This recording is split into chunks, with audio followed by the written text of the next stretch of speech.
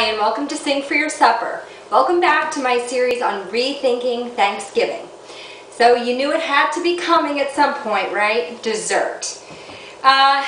You know, the classic Thanksgiving dessert is pumpkin pie.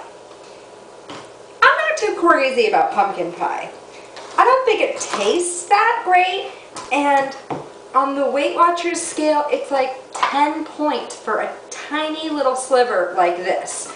So instead, what I'm going to be making is something that I do think is very special, which is a pumpkin cheesecake. Now, I've made this recipe the past couple years, and it is to die for. But this year, I thought I'd try something a little bit new, which is to use a fresh pumpkin in it. So I got these little pie pumpkins. Make sure that they say pie pumpkins on them, and you don't get the big jack-o'-lantern kind, because that's not going to work for these. So these are just the little pumpkins, and I'm just going to cut them in half, use a spoon to cut out all of those seeds, and I'm just going to place them on a baking sheet, pop them in the oven, and let them roast. Get a nice sturdy spoon, and just dig in there. Get out all those seeds and all the little fibers. All right, I have my pumpkin pieces all cleaned up. I'm just going to spray it with some non-stick spray. You don't have to bother peeling the outside, because once this is roasted, you can just dig that flesh out of there with a spoon.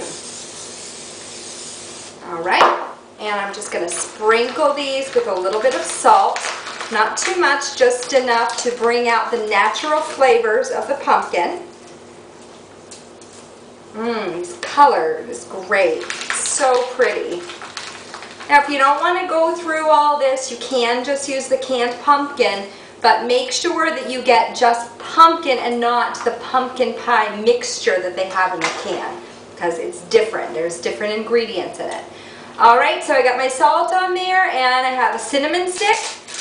I'm just going to use the small portion of my grater and just grate a little bit over the top. Smells incredible.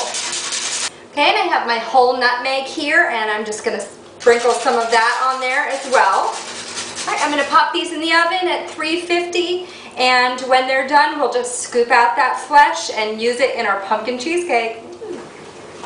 Now this is what you want, fork tender, that it just goes right through without any resistance.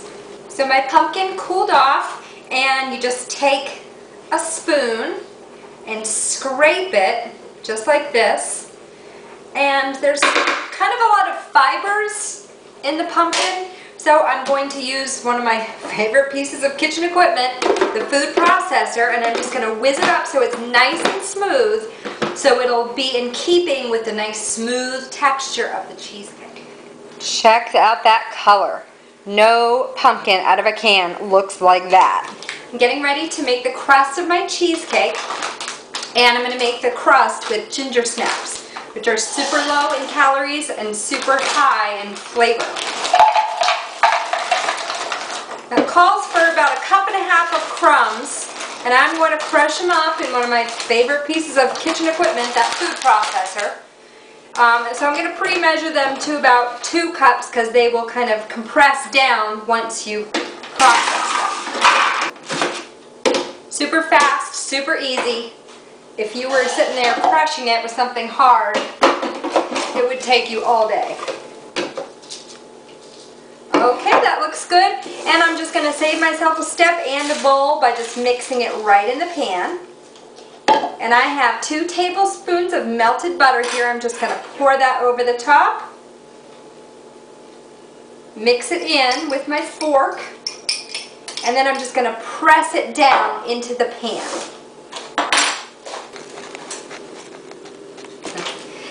So in here I have 3 8-ounce packages of light cream cheese, and this is the 4th. There's lots of things I can do fat-free. Cream cheese is not one of them, okay, because I think the fat-free cream cheese tastes like paste. So I'm going to lighten up the calories in other places besides the cream cheese.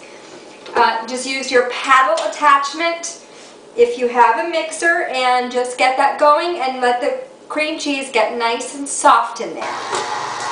So my cream cheese is nice and soft, and I have here a cup of sugar and a 1/4 cup of Splenda. Again, cutting the calories other places than using the fat-free cream cheese. Just slowly add that in. Let it mix up.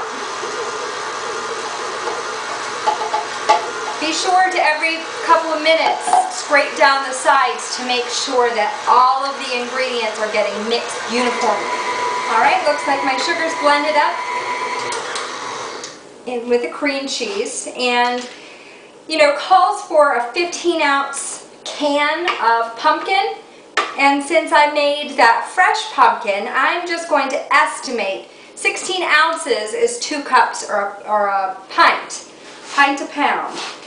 So I'm just going to estimate that, and luckily cheesecakes aren't one of those baking items that if you know, miss a tablespoon here or there, it's going to ruin the composition.